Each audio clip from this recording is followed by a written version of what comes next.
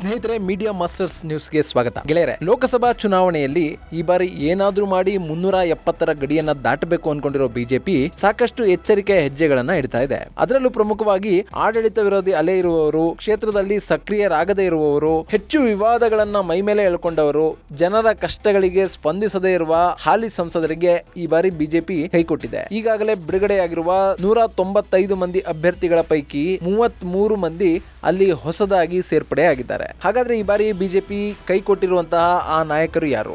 ಅಲ್ಲಿ ಅವರಿಗೆ ಟಿಕೆಟ್ ನೀಡದೇ ಇರೋದಕ್ಕೆ ಇರುವಂತಹ ಕಾರಣಗಳೇನು? ಈ ಬದಲಾವಣೆ ಬಿಜೆಪಿಯ ಪಾಲಿಗೆ ವರವಾಗುತ್ತಾ ಶಾಪವಾಗುತ್ತಾ ಅನ್ನೋದ್ರ ಬಗ್ಗೆ ಒಂದಷ್ಟು ಮಾಹಿತಿಯನ್ನ ನಾವಿಲ್ಲಿ ನೋಡೋಣ.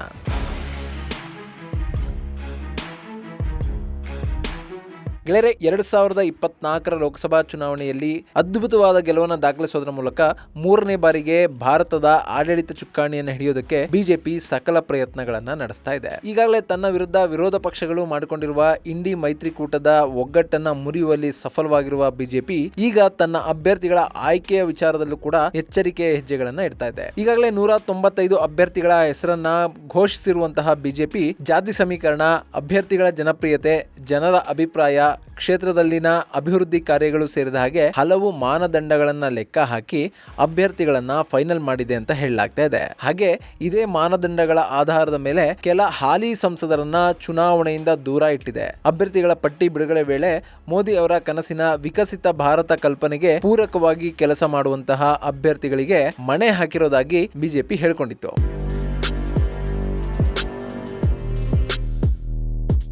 ಇನ್ನು ಈಗ ಬಿಡುಗಡೆಯಾಗಿರುವ ಪಟ್ಟಿಯಲ್ಲಿ ಅಸ್ಸಾಂನ 11 ಲೋಕಸಭಾ ಕ್ಷೇತ್ರಗಳಿಗೆ ಬಿಜೆಪಿ ತನ್ನ ಅಭ್ಯರ್ಥಿಗಳನ್ನ ಘೋಷಿಸಿದೆ. ಅದರಲ್ಲಿ 6 ಮಂದಿ ಹಾಲಿ ಸಂಸದರಾಗಿದ್ರೆ ಉಳಿದ 5 ಹೊಸ ಮುಖಗಳು. ಹಾಗೇನೆ ಛತ್ತೀಸ್ಗಢದಲ್ಲಿ 4 ಹೊಸ ಮುಖಗಳನ್ನ ಬಿಜೆಪಿ ಕಣಕ್ಕಿಳಿಸಿದೆ. ಇನ್ನು ದೆಹಲಿಯ 5 ಲೋಕಸಭಾ ಕ್ಷೇತ್ರಗಳ ಪೈಕಿ 4 ಹಾಲಿ ಸಂಸದರನ್ನ ಕೈಬಿಟ್ಟು ಅಲ್ಲಿಗೆ ಹೊಸ ಅಭ್ಯರ್ಥಿಗಳನ್ನ ಘೋಷಣೆ ಮಾಡಲಾಗಿದೆ. ಇನ್ನು ಗುಜರಾತ್ ಮತ್ತು ರಾಜಸ್ಥಾನದಲ್ಲೂ ಕೂಡ ಇದೇ ಆಗಿದೆ. ಇಲ್ಲೂ ಕೂಡ 5 ಮಂದಿ ಹಾಲಿ ಸಂಸದರನ್ನ ಕೈಬಿಟ್ಟಿದ್ದು ಅಲ್ಲಿಗೆ ಹೊಸ ಮುಖಗಳಿಗೆ ಮಣೆ ಹಾಕಲಾಗಿದೆ. ಗೆಳೆಯರೆ, ಬಿಜೆಪಿ ಈ ಬಾರಿ ಟಿಕೆಟ್ ಕೊಡದೇ ಇರುವಂತಹ ಪ್ರಮುಖ ನಾಯಕರ ಪಟ್ಟಿಯಲ್ಲಿ ಮೊದಲಿಗೆ ಕಾಣಿಸೋದು ಸಾಧ್ವಿ ಪ್ರಜ್ಞಾ ಸಿಂಗ್ ಠಾಕೂರ್. ಮಲೆಗಾಂವ್ ಬಾಂಬ್ ಸ್ಫೋಟದ ಆರೋಪಿಯಾಗಿದ್ದ ಸಾಧ್ವಿ ಪ್ರಜ್ಞಾ ಸಿಂಗ್ಗೆ 2019ರಲ್ಲಿ ಬಿಜೆಪಿ ಟಿಕೆಟ್ ಅನ್ನು ಕೊಟ್ಟಿತ್ತು. ಮಧ್ಯಪ್ರದೇಶದ ಮಾಜಿ ಮುಖ್ಯಮಂತ್ರಿ ದಿಗ್ವಿಜಯ್ ಸಿಂಗ್ ವಿರುದ್ಧ ದೊಡ್ಡ ಅಂತರದ ಜಯವನ್ನ ಸಾಧ್ವಿ ಪ್ರಜ್ಞಾ ಸಿಂಗ್ ಗಳಿಸಿಕೊಂಡಿದ್ರು. ಆದ್ರೆ ನಾಥೂರಾಮ್ ಗೂಡ್ಸೆ ಅವರನ್ನ ಹೊಗಳಿದ್ದು, ಗಾಂಧೀಜಿ ಅವರ ಹತ್ಯೆಯನ್ನ ಸಮರ್ಥಿಸಿದ್ದು, ಕ್ಷೇತ್ರದಿಂದ ದೂರ ಉಳಿದಿದ್ದು, ಸಾಕಷ್ಟು ಬಾರಿ ವಿವಾದಗಳನ್ನ ಮೈಮೇಲೆ ಎಳ್ಕೊಂಡಿದ್ದು, ಈ ಎಲ್ಲಾ ಕಾರಣಗಳಿಂದ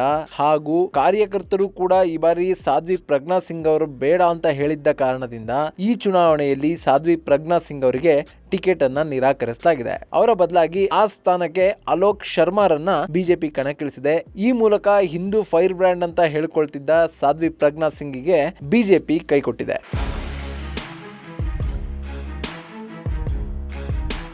ಇನ್ನು ದೆಹಲಿಯ ವಿಷಯದಲ್ಲೂ ಕೂಡ ಬಿಜೆಪಿ ಇದೇ ರೀತಿಯ ರಣತಂತ್ರವನ್ನು ಮಾಡಿದೆ. 2 ಬಾರಿ ಸಂಸದ ಮತ್ತು ಮಾಜಿ ಮುಖ್ಯಮಂತ್ರಿ ದಿವಂಗತ ಸಾಹಿಬ್ ಸಿಂಗ್ ವರ್ಮಾ ಅವರ ಪುತ್ರ ಪರ್ವೇಶ್ ಸಾಹಿಬ್ ಸಿಂಗ್ ವರ್ಮಾ ಅವರಿಗೆ ಟಿಕೆಟ್ ಅನ್ನ ನಿರಾಕರಿಸಲಾಗಿದೆ. ಹಿಂದೂ ಮುಸ್ಲಿಂ ಸಮುದಾಯದ ನಡುವೆ ಸದಾ ಒಡಕಿನ ಬೀಜ ಬಿತ್ತುತ್ತಿದ್ದ ಪಶ್ಚಿಮ ದೆಹಲಿಯ ಸಂಸದ ಪರ್ವೇಶ್ ಸಾಹಿಬ್ ಸಿಂಗ್ ವರ್ಮಾಗೆ ಅವರ ಮಾತುಗಳೇ ಮುಳುವಾಗಿವೆ. 2020ರಲ್ಲಿ ಶಾಹೀನ್ ಬಾಗ್ ಪ್ರತಿಭಟನೆ ವಿಷಯವಾಗಿ ಮಾತನಾಡಿದ್ದ ಸಾಹಿಬ್ ಸಿಂಗ್ ದಿಲ್ಲಿಯಲ್ಲಿ ಬಿಜೆಪಿ ಅಧಿಕಾರಕ್ಕೆ ಬಂದರೆ ಕೇವಲ 1 ಗಂಟೆಯಲ್ಲಿ ಹೋರಾಟಗಾರರನ್ನ ಮಟ್ಟ ಹಾಕಲಾಗುತ್ತೆ ಅಂತ ಹೇಳಿಕೆಯನ್ನು ಕೊಟ್ಟಿದ್ರು. ಇದು ದೇಶಾದ್ಯಂತ ಸಾಕಷ್ಟು ಚರ್ಚೆಗೆ ಗ್ರಾಸ ಆಗಿತ್ತು.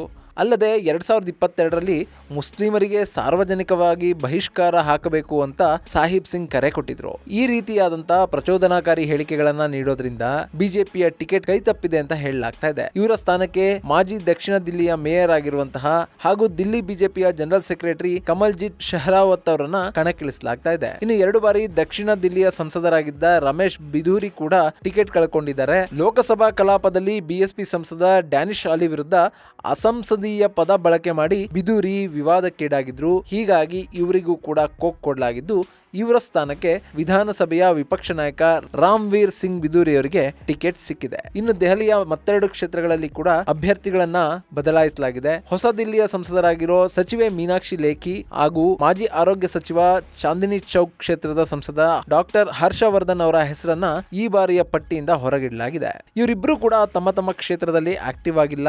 ಜನರ ಜೊತೆ ಬೆರೆಯೋದ್ರಲ್ಲಿ, ಮಾಧ್ಯಮಗಳ ಎದುರು ಸರ್ಕಾರವನ್ನ ಸಮರ್ಥನೆ ಮಾಡ್ಕೊಳ್ಳೋದ್ರಲ್ಲಿ ಇವರಿಬ್ರು ಕೂಡ ವಿಫಲರಾಗಿದ್ದಾರೆ. ಈ ಕಾರಣದಿಂದ ಇಬ್ಬರಿಗೂ ಕೂಡ ಟಿಕೆಟ್ ಮಿಸ್ ಆಗಿದೆ ಅಂತ ಹೇಳಲಾಗ್ತಾ ಇದೆ.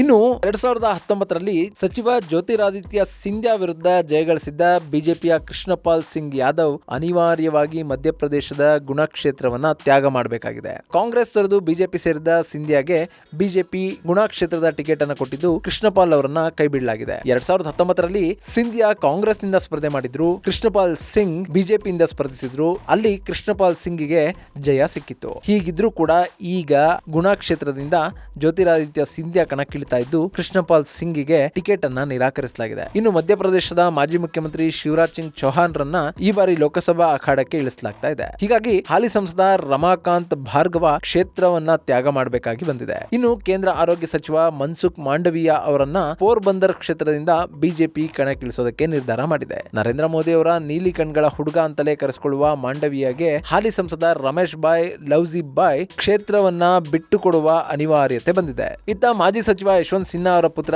ಜಯಂತ್ ಸಿನ್ಹಾ 2024ರ ಲೋಕಸಭಾ ಟಿಕೆಟ್ ಅನ್ನ ಮಿಸ್ ಮಾಡಿಕೊಂಡಿದ್ದಾರೆ. ಕ್ಷೇತ್ರದಲ್ಲಿ ಸಕ್ರಿಯ ಆಗಿಲ್ಲ ಅನ್ನೋ ಕಾರಣದಿಂದ ಜಯಂತ್ ಸಿನ್ಹಾ ಅವರಿಗೆ ಟಿಕೆಟ್ ಅನ್ನ ಮಿಸ್ ಮಾಡಿದ್ದು ಮನೀಶ್ ಜೈಸ್ವಾಲ್ ಅನ್ನೋ ಹೊಸ ಮುಖಕ್ಕೆ ಟಿಕೆಟ್ ಅನ್ನ ಕೊಡಲಾಗಿದೆ.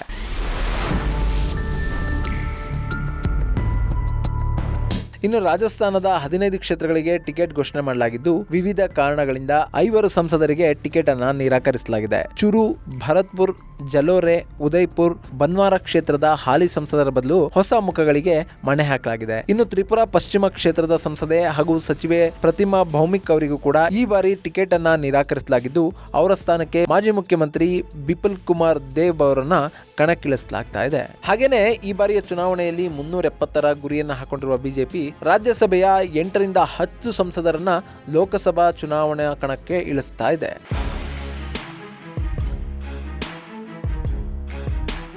ಒಟ್ನಲ್ಲಿ 370 ಕ್ಷೇತ್ರಗಳನ್ನ ಗೆಲ್ಲಲೇಬೇಕು ಅಂತ ತಂತ್ರವನ್ನ ಹೂಡಿರುವ ಬಿಜೆಪಿ ಇಲ್ಲಿ ಆಡಳಿತ ವಿರೋಧಿ ಅಲೆ ಇರುವಂತವರಿಗೆ, ಜನರಿಂದ ದೂರ ಆಗಿರೋರಿಗೆ ಟಿಕೆಟ್ ಅನ್ನ ನಿರಾಕರಿಸಿ ಆಡಳಿತ ವಿರೋಧಿ ಅಲೆಯನ್ನ ಮೆಟ್ಟಿ ನಿಲ್ಲೋ ಪ್ರಯತ್ನವನ್ನ ಮಾಡ್ತಾ ಇದೆ. ಹಾಗೆ ನೋಡಿದ್ರೆ ಕರ್ನಾಟಕವನ್ನ ಹೊರತುಪಡಿಸಿ ಉತ್ತರ ಭಾರತದ ಎಲ್ಲಾ ಕ್ಷೇತ್ರಗಳಲ್ಲೂ ಕೂಡ ಈ ಒಂದು ತಂತ್ರಗಾರಿಕೆ ಬಿಜೆಪಿಗೆ ವರ್ಕೌಟ್ ಆಗಿತ್ತು. ಹೀಗಾಗಿನೇ ಲೋಕಸಭಾ ಚುನಾವಣೆಯಲ್ಲೂ ಕೂಡ ಉತ್ತರ ಭಾರತದ ಹಲವು ರಾಜ್ಯಗಳಲ್ಲಿ ಇದೇ ತಂತ್ರವನ್ನು ಹೂಡೋದಕ್ಕೆ ಬಿಜೆಪಿ ಮುಂದಾಗಿದೆ. ಇದು ಅವರಿಗೆ ಯಶಸ್ಸನ್ನ ತಂದುಕೊಡುತ್ತಾ ಅಥವಾ ಈ ನಿರ್ಧಾರ ಬಿಜೆಪಿಯ ಪಾಲಿಗೆ ತುಟ್ಟಿಯಾಗುತ್ತಾ ಅನ್ನೋದನ್ನ ಕಾದು ನೋಡಬೇಕು.